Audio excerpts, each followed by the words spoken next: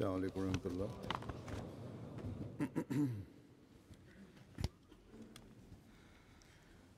أشهد أن لا إله إلا الله وحده لا شريك له وأشهد أن محمدا عبده ورسوله أما بعد فأعوذ بالله من الشيطان الرجيم بسم الله الرحمن الرحيم الحمد لله رب العالمين الرحمن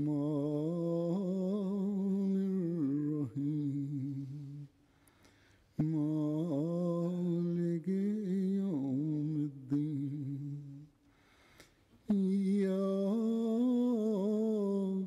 نعبد وإياك نستعين اهدنا الصراط المستقيم صراط الذين أنعمت عليهم غير المغضوب عليهم ولا الضالين وقالوا لن يدخل الجنة إلا من كان هودا ونصارى تلك أمانيهم قل هاتوا برهانكم إن كنتم صادقين بلى من أسلم وجهه لله وهو محسن فله أجره عند ربه ولا خوف عليهم ولا هم يحزنون.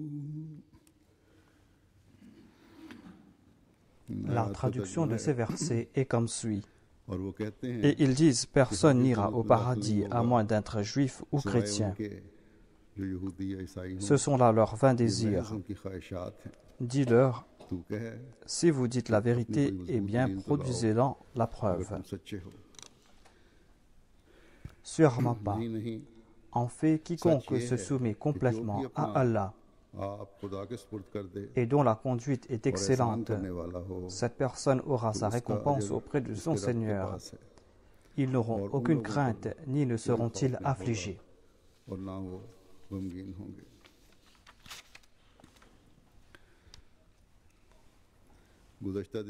Quelques jours de cela, quelqu'un m'a écrit à propos du nouveau gouvernement qui est en place au Pakistan. Cette personne m'a dit que, comme dans le passé, ce nouveau gouvernement va traiter les Ahmadis tout comme les autres gouvernements avaient traité les Ahmadis au Pakistan. Et l'auteur de la lettre a cité un ministre qui était hostile envers les Ahmadis. Et il m'a dit que la situation sera la même.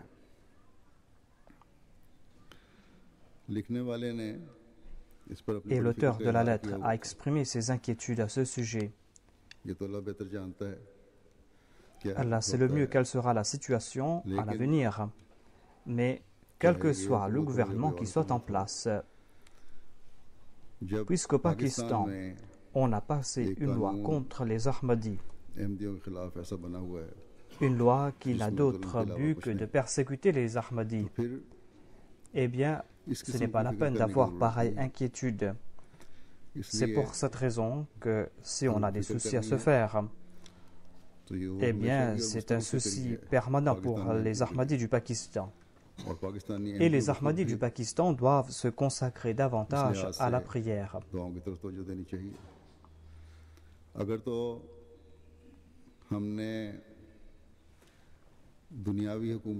Si nous avons quelque chose à demander aux autorités de ce bas monde.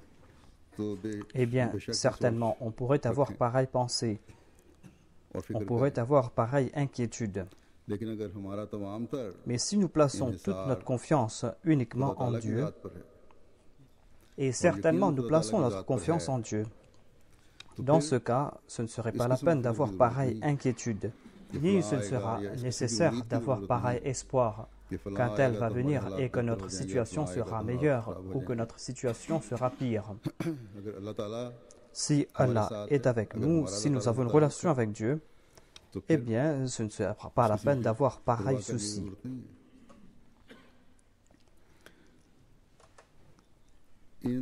Ces autorités mondaines vont accomplir ce qu'ils désirent accomplir.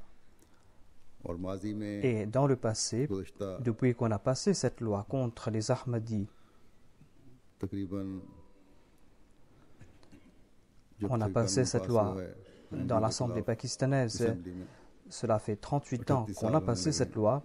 Toutes les autorités qui se sont mises en place ont accompli les mêmes actions. Au contraire, même à l'époque du Messie premier l'Islam, il y avait cette hostilité. Même si à l'époque, au niveau de l'État, il n'y avait pas cette hostilité, en tout cas les représentants de l'État soutenaient ceux qui étaient hostiles envers le Messie premier l'Islam et faisaient des complots contre la Jamaat Ahmadiyya, contre certains Ahmadis. Ainsi, quelle que soit la tendance du gouvernement qui est en place, ces gouvernements qui sont en place disent que les Ahmadis ne sont pas musulmans et qu'ils sont hors du cercle de l'islam. Et c'est pour cette raison qu'il y a cette hostilité. Et c'est pour cette raison aussi que les mollahs ont la liberté de faire ce dont ils désirent. Et quel que soit le gouvernement qui sera en place, on va commettre ces mêmes exactions.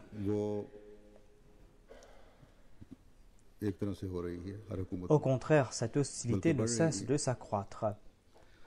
Ainsi, nous ne devons pas espérer le bien de la part de ces autorités mondaines. Nous ne devons pas avoir pareil espoir. Et nous n'avons pas besoin non plus d'un certificat de leur part. Nous n'avons pas besoin de certificat pour certifier que nous sommes musulmans ou que nous sommes au sein de l'islam. Les vrais musulmans sont ceux qui sont considérés comme musulmans par Dieu. Le musulman est celui qui annonce que j'ai la certitude dans l'unicité de Dieu. Je crois en l'unicité de Dieu. Et j'accepte le saint prophète Mohammed lui comme le dernier prophète porteur de loi. Et je l'accepte comme le Khatamul Anbiya. Selon cette définition, les Ahmadis sont musulmans. Ils sont musulmans dans la pratique, ils sont musulmans aussi dans leur foi, dans leur croyance. Au contraire, ils sont de meilleurs musulmans que les autres. Ainsi, après nous avoir contraints de nous dire non musulmans, quelles que soient les exactions qui sont commises contre nous par ceux qui sont qualifiés de musulmans par cette constitution, quelles que soient les exactions que nous subissons entre les mains de ceux qui sont qualifiés de musulmans par la constitution, quelle que soit la persécution que nous subissons entre les mains de ces gouvernements ou avec les bénédictions des ministres de ces gouvernements, toutes ces personnes sont coupables au Dieu et ces persécutions nous rapprochent davantage de Dieu. Certainement, leurs actions doivent nous rapprocher davantage de Dieu. Tout Ahmadi doit être conscient de cela. Et la tâche de cette communauté divine, c'est de se rapprocher davantage de Dieu. Voilà la distinction des communautés divines. Il doit en être ainsi. J'ai utilisé ici le terme musulman défini par la Constitution. Il y a ces personnes qui ne sont pas tout à fait au courant de cela et je dois leur informer que selon la Constitution pakistanaise, les Ahmadis ne sont pas des musulmans. C'est-à-dire pour la loi et la Constitution pakistanaise, les Ahmadis ne sont pas musulmans. C'est là un fait tout à fait risible. à savoir qu'une assemblée démocrate, une assemblée politique, un gouvernement démocratique, une assemblée démocratique est en train de juger une affaire qui concerne la religion.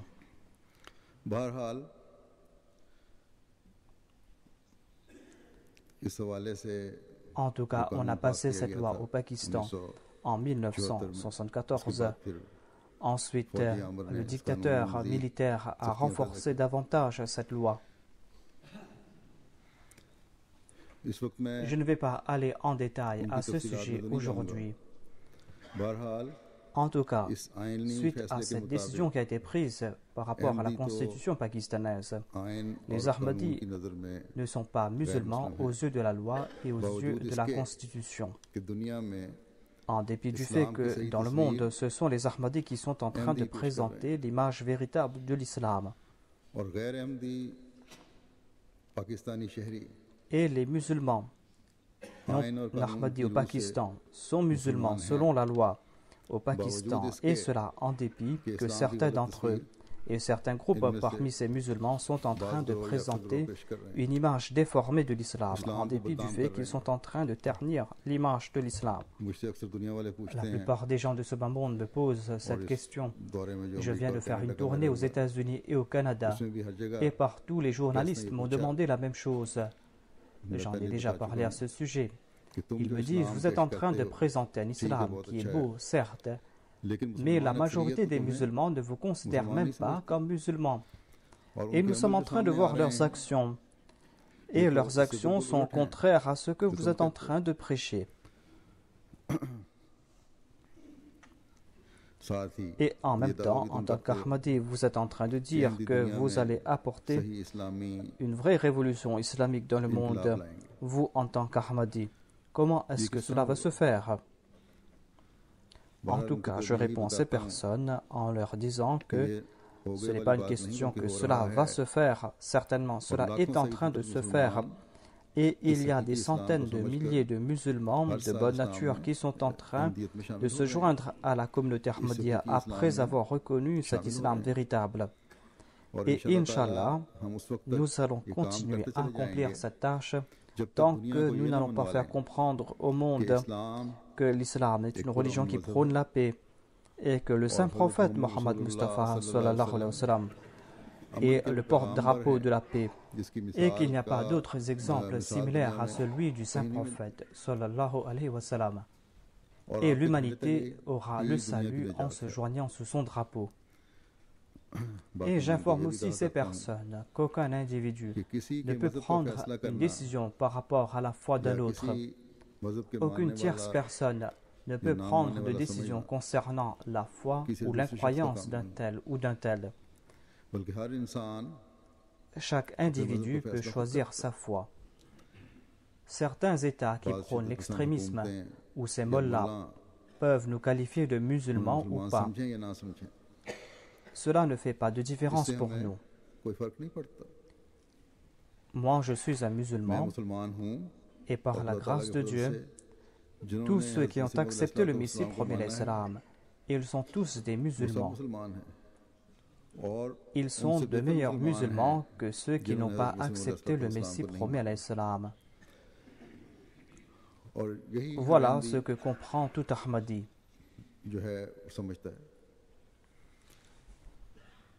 En étant hostile envers les Ahmadis, ces personnes ne pourront pas affecter l'Ahmadiyya en aucun point. Certes, si un État, si un ministre ou si ses compères sont en train de persécuter les Ahmadis, eh bien certainement, ces personnes sont en train de ternir l'image de leur pays et de leur État. Cela ne fait pas de différence pour nous si on est en train de ternir ces gouvernements, quel que soit le gouvernement qui soit en place.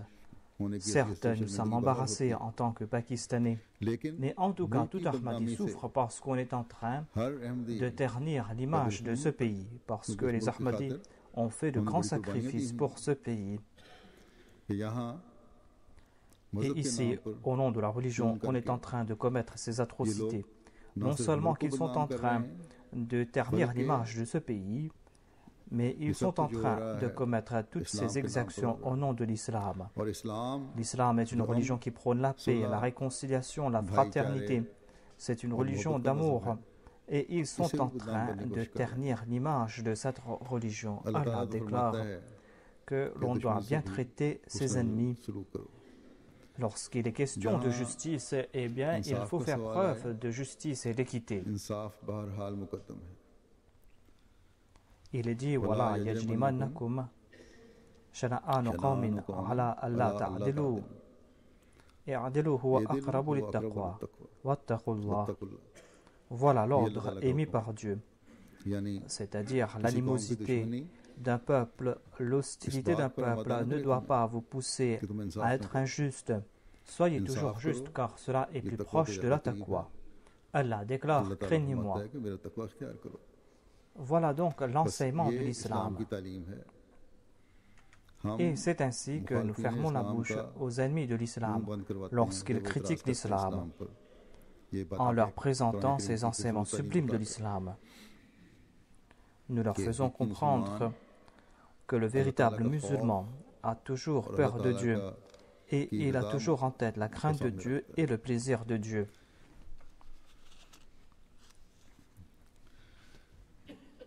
Il est impossible qu'un vrai musulman soit injuste et qu'il puisse commettre des exactions.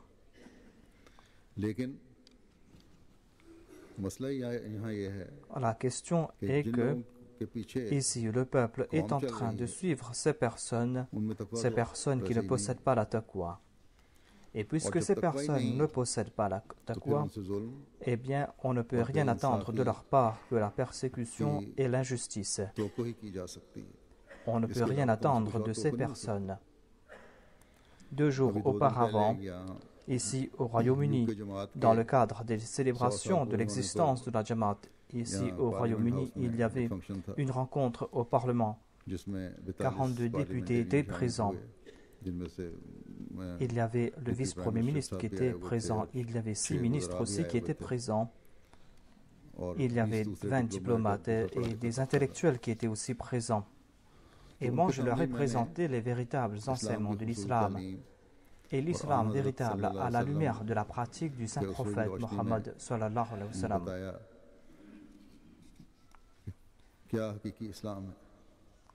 Et tous ont dit la même chose. Ils ont dit que dans vos discours, vous dites toujours la même chose.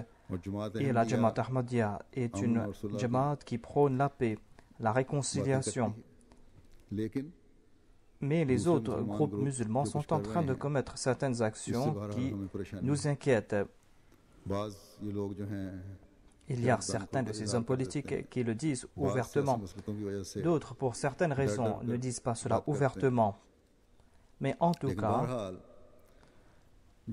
lorsque je présente cela par rapport aux enseignements du Saint-Coran et la pratique du Saint-Prophète Mohammed, ils savent très bien c'est quoi les véritables enseignements de l'islam. Certains sont très impressionnés. Il y avait par exemple l'ambassadeur d'un pays qui m'a dit que hier ou avant-hier, on a parlé à ce sujet. Et tout ce que vous aviez dit, vous aviez cité le Saint-Coran et la pratique du Saint-Prophète. Toutes ces paroles que vous avez dites ont pénétré dans mon cœur. Cet ambassadeur est un chrétien et il y a une certaine familiarité entre nous parce qu'il est souvent présent pour nos réceptions. Et moi, je lui ai dit que je n'ai pas dit cela pour que cela pénètre dans vos cœurs, mais je vous ai dit cela afin que vous puissiez répandre cela dans votre environnement. Et il m'a dit que je vais le faire à l'avenir aussi. Ainsi, ces paroles ont de l'effet sur les non-musulmans, mais cela n'a pas d'effet sur les mollahs qui ont des cœurs de pierre. Et lorsqu'ils entendent cela de notre bouche, leurs cœurs s'endurcissent davantage. Quant à nous, nous allons toujours faire de notre mieux afin de dissiper les malentendus que les autres ont créés à propos de l'islam. Et nous allons continuer à le faire. C'est là notre tâche. Nous allons présenter au monde la beauté de l'islam et nous allons continuer à le faire, Inch'Allah. Mais en tout cas, les hommes politiques de ces pays musulmans Et certains intellectuels sont en train de suivre les mollahs et sont en train de commettre ces exactions contre les Ahmadis au nom de l'islam. C'est là leur tâche. Tout comme nous allons continuer à perpétuer notre œuvre, ces personnes vont continuer à accomplir leur tâche. Et cela ne doit pas nous rendre soucieux en aucun cas. Comme je l'ai dit, nous n'avons aucun espoir en ces personnes. Et nous ne regardons pas non plus dans la direction de ces personnes. Si ces personnes vont faire preuve de justice, si ces personnes vont arrêter ces exactions, eh bien, en acceptant l'ordre de Dieu, ces personnes vont mériter la récompense de Dieu. Sinon, notre Dieu est avec nous et il va toujours nous consoler. Et il ne cesse de nous consoler, il ne cesse de nous réconforter et nous protège. Sinon, les plans de ces personnes sont très dangereux. En tout cas, ici-bas et dans l'au-delà, Dieu va nous accorder ses faveurs tout comme il l'a promis, Inch'Allah. Mais quant à ceux qui commettent ces exactions, eh bien, ils seront attrapés certainement, Inch'Allah. Ainsi, au lieu de regarder les autorités mondaines, nous devons regarder dans la direction de Dieu. Nous devons regarder son visage et nous devons essayer de mettre en pratique ses consignes. Et laisser de côté ces personnes qui annoncent que ceux qui n'agissent pas selon nos propos, ceux qui ne nous suivent pas, eh bien, ces personnes sont égarées aux yeux de Dieu et que ces personnes iront en enfer.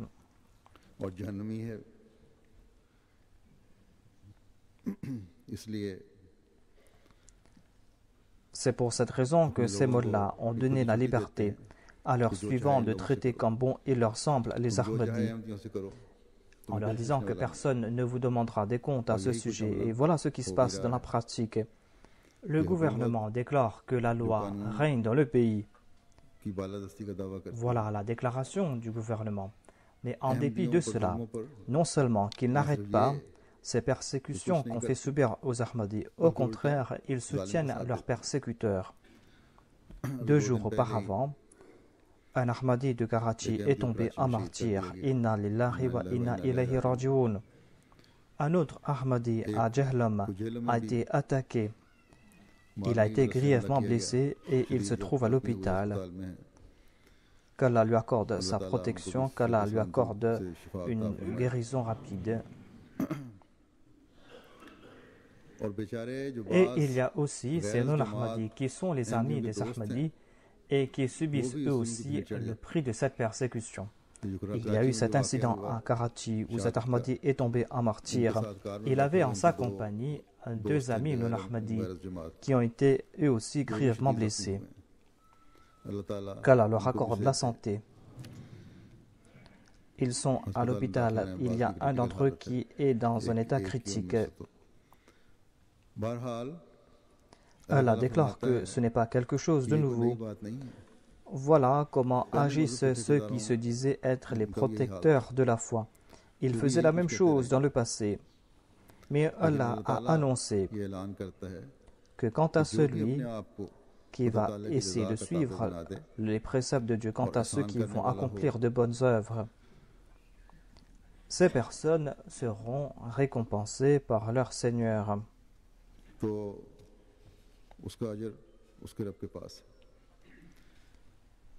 Il y a un ami non-Ahmadi qui a été blessé à Karachi et il y a un autre qui a été blessé à Jahlam. Celui qui a été blessé à Jahlam est dans une meilleure situation, qu'Allah lui accorde aussi la santé. En tout cas, je disais que Allah déclare quant à celui qui se soumet complètement à lui, quant à celui qui se soumet entièrement à Dieu et quant à celui qui accomplit de bonnes œuvres, cette personne sera récompensée par Dieu. Ce ne sont pas ceux qui commettent ces crimes au nom de la religion qui vont nous donner des certificats pour entrer au paradis ou pour entrer en enfer. Aucune autre personne, aucune assemblée ne va nous donner ce certificat. Allah connaît l'état des cœurs et il a annoncé quant à celui qui accomplit de bonnes œuvres et quant à ceux qui accomplissent des bonnes œuvres pour avoir le plaisir de Dieu, quant à ceux qui ont accepté l'imam de l'époque, parce que c'est là l'ordre de Dieu et de son prophète, eh bien cette personne ne doit avoir aucune crainte ni ne doit-elle s'affliger.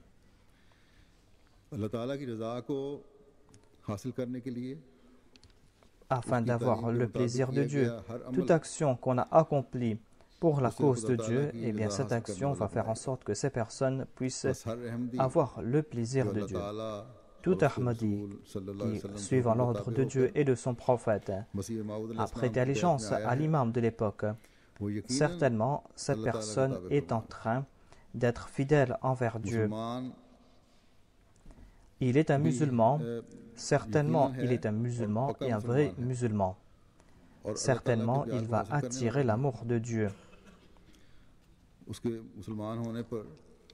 Aucune assemblée, aucun gouvernement n'a à certifier sa foi et le fait qu'il soit un musulman. Aux yeux de Dieu, il est un musulman. Il est un musulman à la lumière des versets que j'ai cités. Et il annonce que je suis un musulman. Il est dit « Man aslama wajhahu lillah » Quiconque se soumet entièrement à Allah et qui annonce que je suis musulman, voilà les véritables musulmans. Allah n'a pas déclaré ici qu'une autre personne doit annoncer que vous êtes un musulman ou pas. Au contraire, chaque individu doit suivre les préceptes de Dieu et ensuite annoncer que moi, j'annonce que je suis musulman. J'annonce cela de plein gré.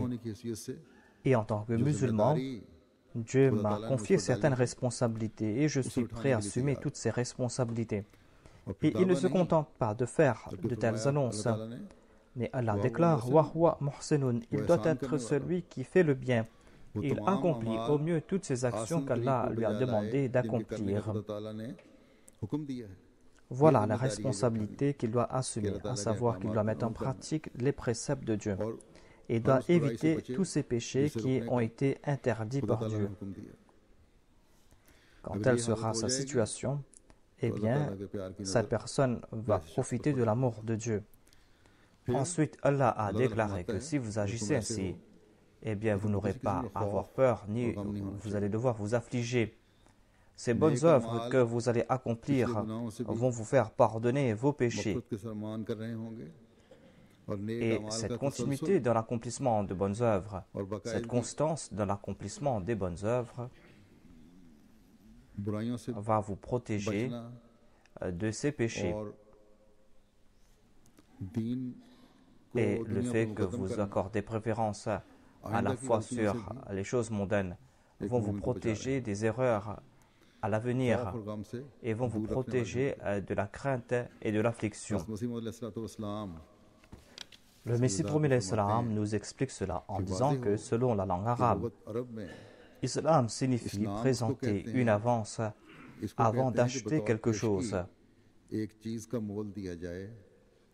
L'Islam signifie aussi confier une tâche à quelqu'un. Ou l'Islam signifie chercher à se réconcilier avec quelqu'un. Ou l'Islam signifie laisser tomber quelque chose ou laisser tomber une dispute. Voilà les 4 définitions de l'Islam.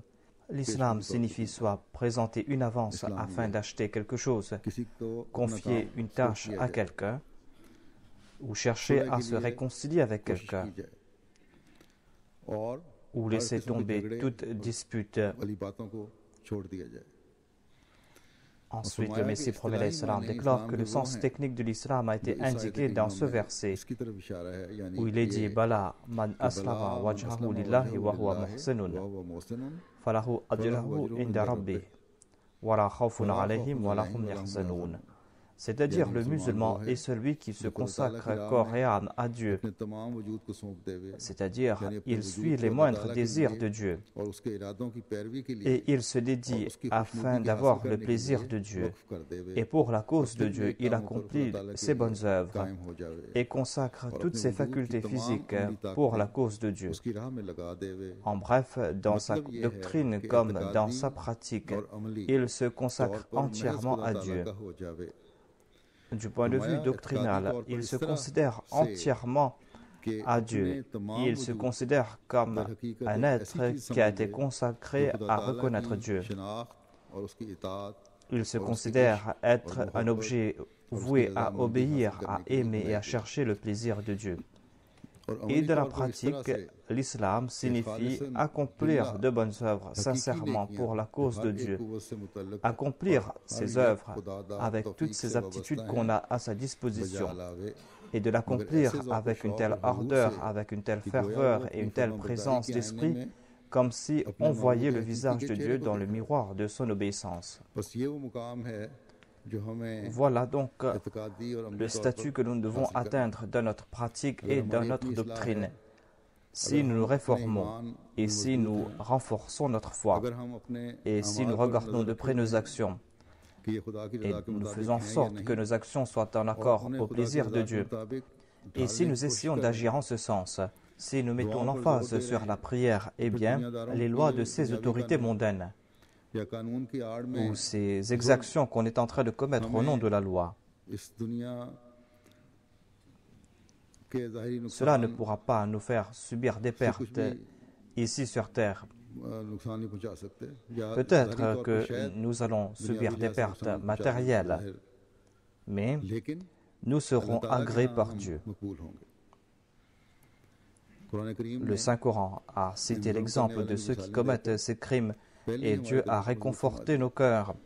Parmi ceux qui avaient accepté Hadrat Moussa, le prophète Moïse, il y avait ces magiciens qui étaient venus et qui avaient accepté Moïse.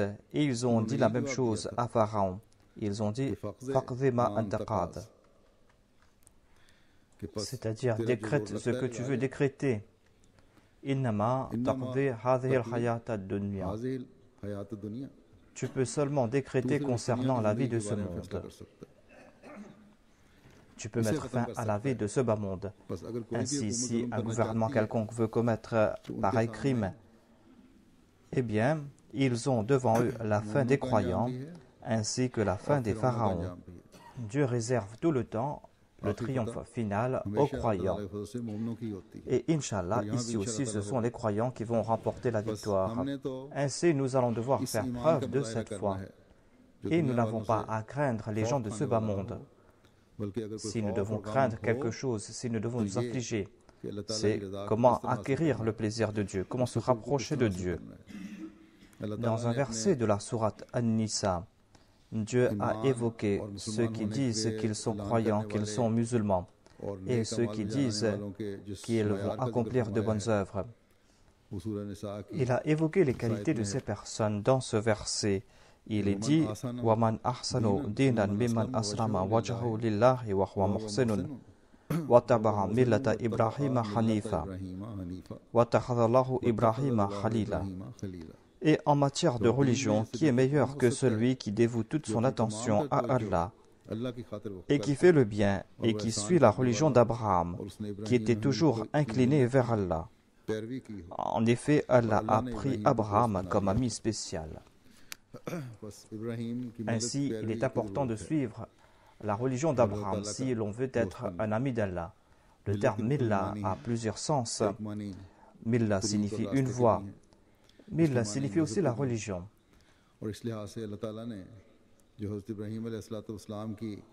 Et Dieu a évoqué les qualités du prophète Abraham. Et il est dit Wa Ibrahim alladhi waffa. À ce sujet, le Messie premier déclare afin de se rapprocher de Dieu, il faut être fidèle envers Dieu. Le prophète Abraham était proche de Dieu. Et la raison en était que Ibrahim alladhi waffa, c'est-à-dire Abraham était celui qui a été fidèle envers Dieu. Être fidèle et être sincère envers Dieu signifie s'inviter une mort.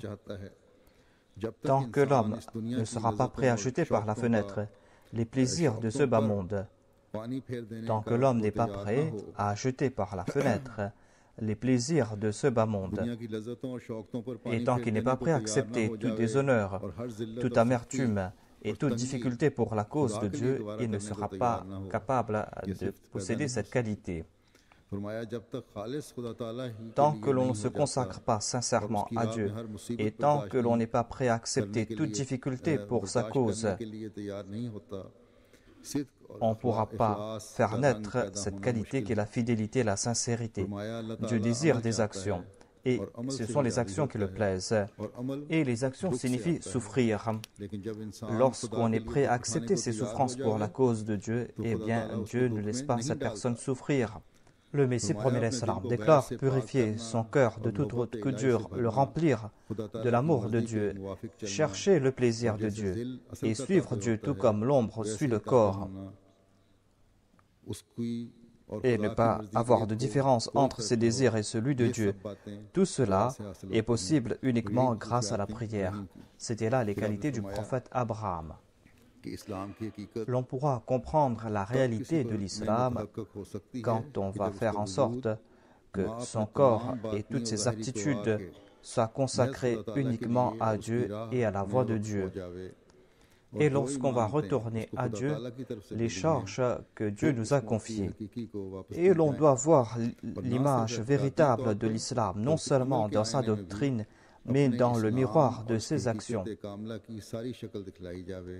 C'est-à-dire, celui qui se dit musulman doit prouver que sa main et ses pieds, son cœur et son esprit, son intelligence et sa compréhension, sa colère et sa miséricorde, son indulgence et sa connaissance, et ses aptitudes physiques et spirituelles, ses biens et son honneur et son confort, tout ce qu'il possède de la tête jusqu'aux pieds,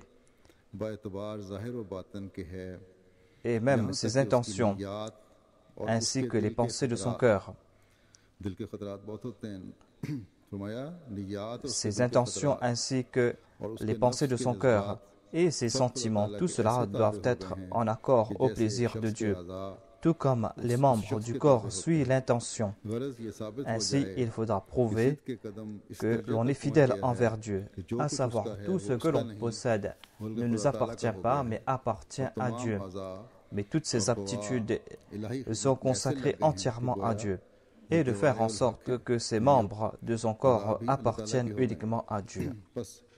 Voilà le statut que tout Ahmadi doit essayer d'atteindre. Chacun d'entre nous doit faire des efforts en ce sens. Lorsque nous allons faire des efforts pour atteindre ce stade, et c'est là que nous pourrons annoncer que nous sommes de véritables musulmans. C'est là que nous pourrons dire que nous serons sous la protection de Dieu, qu'Allah fasse qu'en tant que communauté, que la majorité des membres de la communauté puissent atteindre ce stade, que nous puissions nous consacrer davantage à la prière et que nous puissions nous parer des couleurs de l'islam dans la réalité et que nous puissions attirer les faveurs divines et que nous soyons parmi ceux à propos de qui Allah a déclaré « Bushra lil muslimin ». C'est-à-dire, il y a de bonnes nouvelles pour ceux qui en toute fidélité sont en train de mettre en pratique les enseignements de l'islam.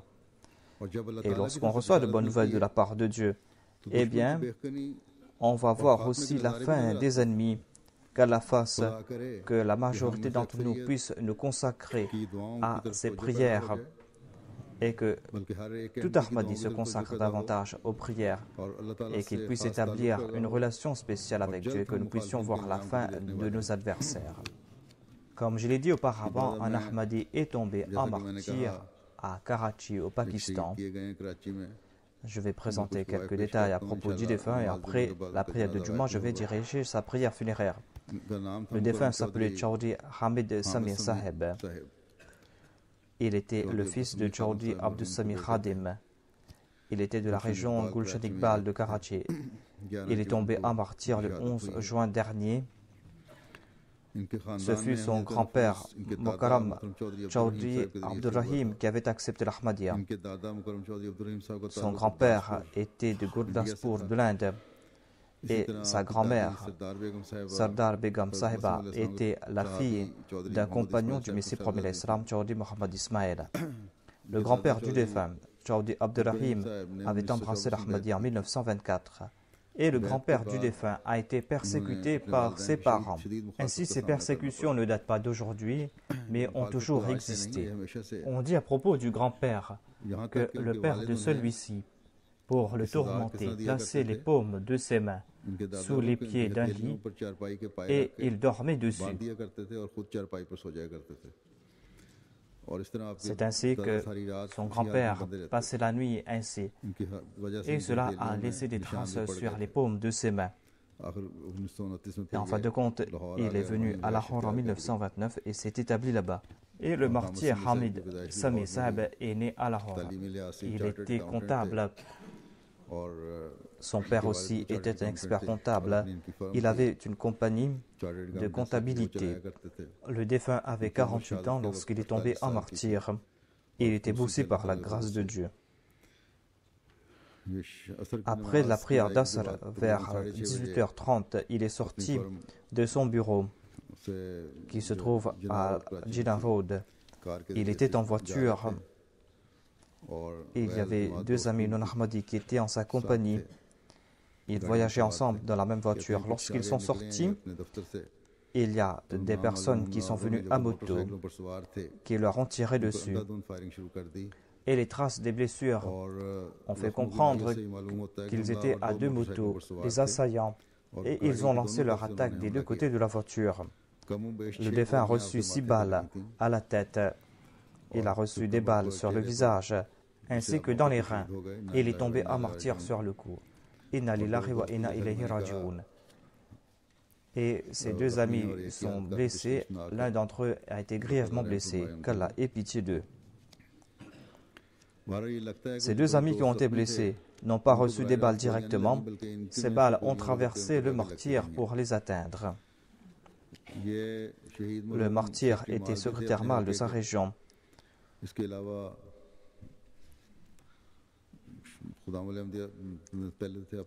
Il était responsable du département mâle au sein de la Khuddam al-Ahmadiyya et au sein de l'Ansarullah.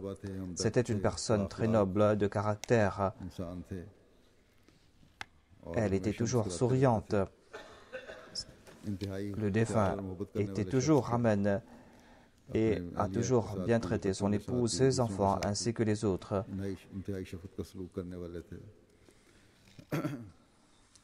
Le président de sa Jamaat a déclaré que le martyr était une personne très humble et très obéissante. J'avais demandé au défunt de compléter ses promesses au cours du mois de mai et il l'a fait immédiatement. Au contraire, il avait offert davantage. Et un jour avant son décès, il y avait une rencontre avec les Moussis. Et là-bas, le défunt a prononcé un discours à propos du système de l'Wasiya et des contributions, à propos de l'importance de ces contributions financières. Et il aidait les étudiants Ahmadis à trouver du travail. Il a laissé derrière lui son épouse Hamid Sahiba, 2 filles, Arousa Hamid qui a 14 ans, une fille de 7 ans et un fils qui a 9 ans. Qu'Allah leur accorde patience et persévérance. Qu'Allah soit leur soutien. Ses frères et ses sœurs sont établis à l'extérieur. Qu'Allah exalte le statut du défunt.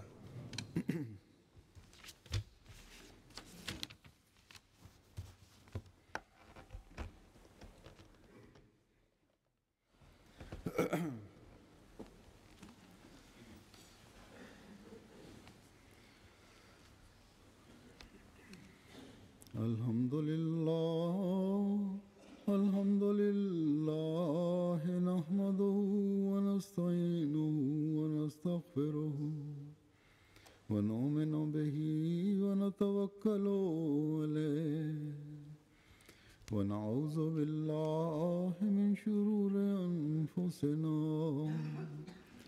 wa min sayyiati a'malina. من يهده الله فلا مضل له ومن يضلل فلا هادي له ونشهد أن لا إله إلا الله ونشهد أن محمدا عبده ورسوله عباد الله رحمه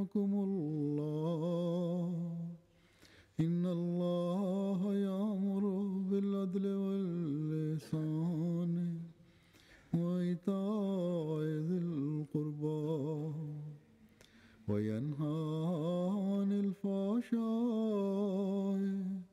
والمنكر والبغي يعظكم لعلكم تذكرون اذكروا الله يذكركم وادعوه يستجب لكم ولذكر الله